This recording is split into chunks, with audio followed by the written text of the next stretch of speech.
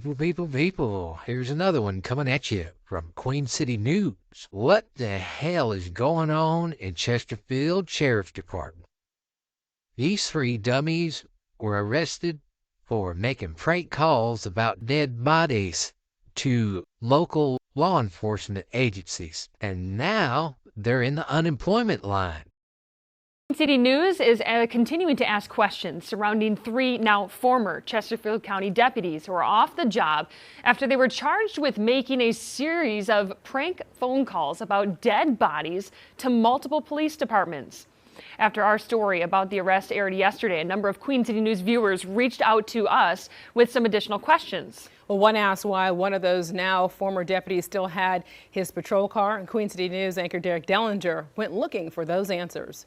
My first impression is like, I cannot believe this. This man did not want to be identified, but over the last few days, his information has been coming out about three now former Chesterfield County deputies facing charges for reported prank calls. The sheriff's office is now the talk of the county.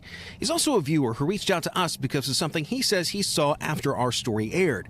A sheriff's patrol car at the home of one of the now former deputies after the charges, after the termination, and right in the front yard. It doesn't make any sense to when you get formally charged and you are terminated and they don't go get that vehicle right then. You're terminated. You're no longer with the sheriff's department, but yet and still you still get to keep a sheriff's department vehicle in your yard. That tip led us to see for ourselves. We went by the home of that now former deputy, and sure enough, the vehicle was still there. You shouldn't sit in your yard while you're on administrative leave, especially 24 hours to 48 hours after you're charged. We reached out to Chesterfield County Sheriff Cambo Streater about that. In a statement to Queen City News, he told us it had to do more with schedules than anything else, saying that the pickup of the vehicles would be completed by mid-afternoon. We went back by the home shortly after receiving a response. The vehicle was gone. This whole ordeal, though, involving the reported prank calls, is just the latest story Queen City News has covered within the Chesterfield County Sheriff's Office. Last month, Queen City News Chief Investigator Jody Barr's story on an uninvestigated child sex assault case led to the resignation of a captain. Arrested 56-year-old Belisario Morales Mazariegos and took him to the county jail. The next morning, the investigator charged him with criminal sexual conduct with a minor. The judge set bond at $20,000. There were also issues with access to their website and email system because of invoices that were sent to a former employee. As the viewer we spoke with described it, there's been a lot. The prank calls, though, are something else. Like my mother used to tell me, how stupid can you get?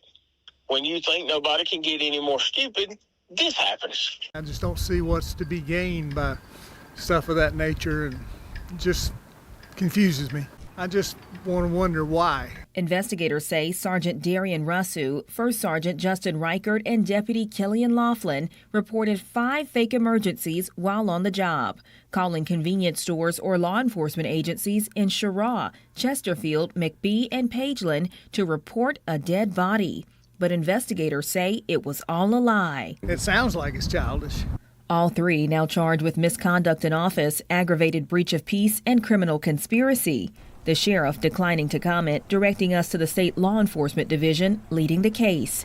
As for the status of the officers, their position with the agency remains unclear. They have the power to take our freedom away. They can arrest us. So I would want the best of the best to be there.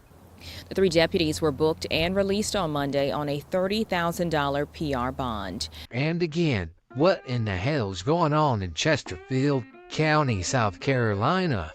Go check out Queen City News and WCNC News out of Charlotte, North Carolina.